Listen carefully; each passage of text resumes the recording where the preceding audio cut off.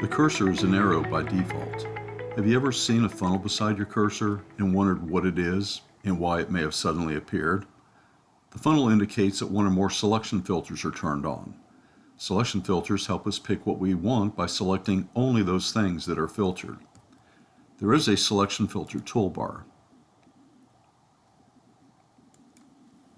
It appears on the screen where it was last positioned, the default location being docked in the lower left corner.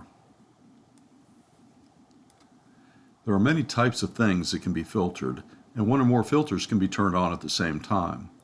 3 of these filters have predefined keyboard shortcuts.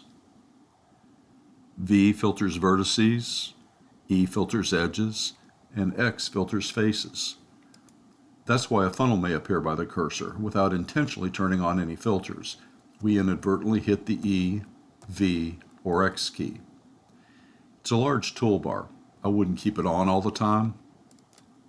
If the toolbar is not visible and you're not sure which filters are on, F5 is a predefined keyboard shortcut that toggles the selection filter toolbar on and off.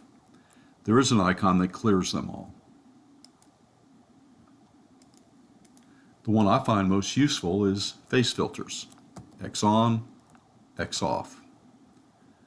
When face filters are turned on, SOLIDWORKS will only pick faces.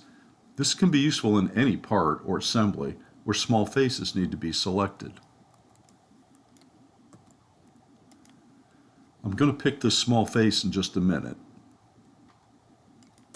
When the assembly is fit to the screen, it's hard to pick that face. Turning on face filters makes it much easier to select it. Even if it's zoomed out, it's still easy to pick.